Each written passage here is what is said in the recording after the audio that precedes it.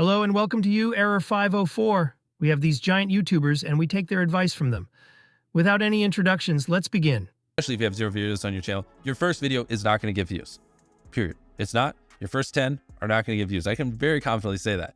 So stop sitting there and thinking for months and months on end and just get to work and start uploading. Like, all you need to do, this applies to people who have not uploaded videos but have dreams of being a YouTuber, is make 100 videos and improve something every time. Do that. And then on your 101st video, we'll start talking like maybe you can get some views, but you know, your first 100 are gonna suck. There are very freak cases like the real meaning of what Mr. Best says is that you should never give up on the first video that you get tired of.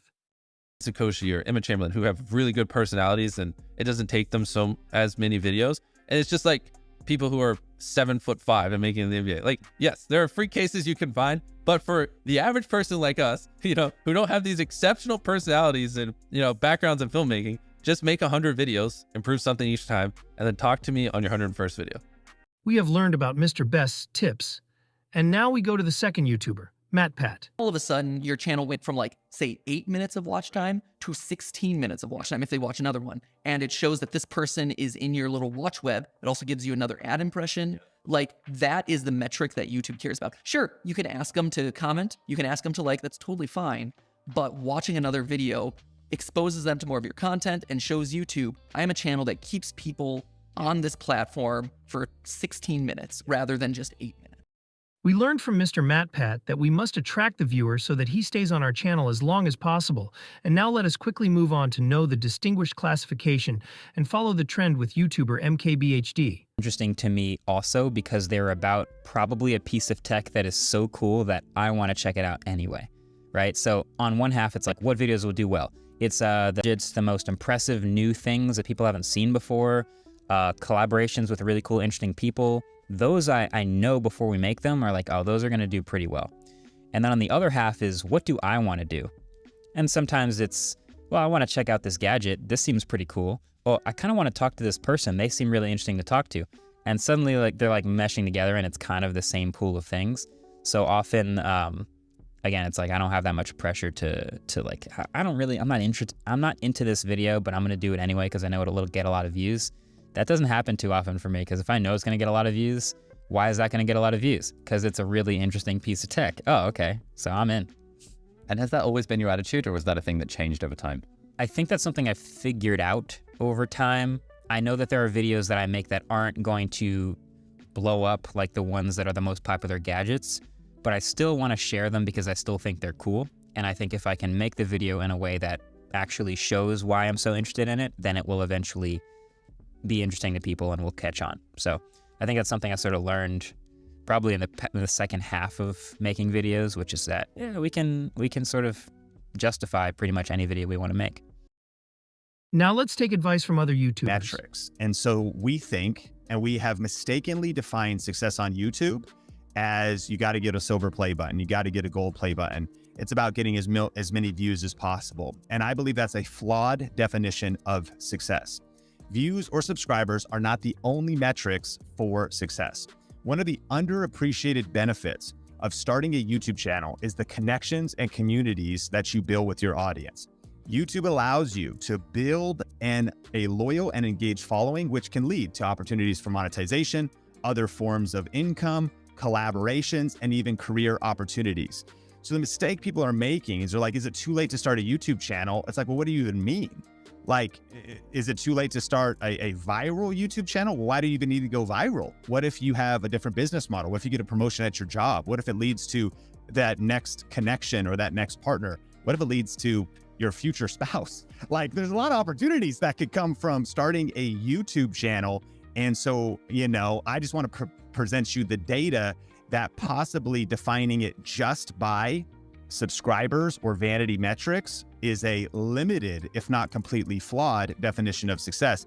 And speaking of starting a new channel, or if your channel is small, if you haven't heard, we actually are doing... Doesn't he call that trend hacking? Yeah, for sure. That's everything right now. That's what Mr. Beast, and from the biggest to the smallest, that is one of the best ways to garner views and the audience and a following of subscribers and such. And so for me, it's kind of funny. I know if I have a gadget, a tech product that is maybe about to be released, if I get maybe a pre-release review unit, then it's almost like for certain, okay, well, people are going to be searching about it and talking about it right on that release date. And so that video will do well. Now, of course, you don't always get that product early. That's very hard, especially when you're first starting out. So maybe if that product just releases, then I can maybe go buy it and then quick in a couple of days turn around a video. That will often do well. Another thing is seeing that wave or that trend, the virality of something before it hits. I was on that wave right before it started to take off. And that's why I think I made it just a well condensed little review video on hoverboards, and then YouTube really liked it. And it's like, okay, this is the authority on hoverboards. And so when all these millions of people are searching for hoverboards and how to buy one and stuff like that, I was the one that they promoted. And so there's a lot of, it's easier said than done, but trying to stay ahead of the curve on what that next trend is going to be, and then riding that wave. And then you got to remember that that wave will finish, it'll crash down, and then you got to paddle back out and then find the next one. Nothing survives forever. So I see a lot of people, even myself, hoverboards, they were hot for a little while and then they faded away. And it's like, okay, if I only did hoverboard reviews, my channel would be dead, but I had to pivot. And I like all things tech anyway, so that was kind of a natural fit. But yeah, always looking for that next wave. And the doctor came in with this interesting device, and I showed the device. So every phrase has to be supported by footage that shows what's going on. And the more relevant the footage is, the better it is for the video. They have to be as relevant as possible, because sometimes we go to Shutterstock and like we're talking about, oh, a lot of students in the US, and then we have these faces that we've seen everywhere, like plastic acting, you know, I don't know. Like you see, they're not relatable because they're actors and the production quality is amazing. But this is not what works for shorts. Something that's raw, something that is filmed with an iPhone, maybe worse quality. This is what people are looking for in that type of content. We experimented a lot with repurposed videos from YouTube. You can just tell that this video was not made for shorts. And you're like, why should I bother if the creator didn't bother creating a short specific video? And we noticed that once I switched to creating content specifically for short videos, that the traction has been tremendous. There's such a tendency, especially in a world where you're able to count your views in real time, that if it doesn't work today, it's never going to work. And, you know, like I talked to Jimmy, Mr. Beast, about this a lot. And that guy spent whatever 7 years making videos before he had one that broke 1,000 views or something extraordinary like that. And now he's doing 1 billion views a month.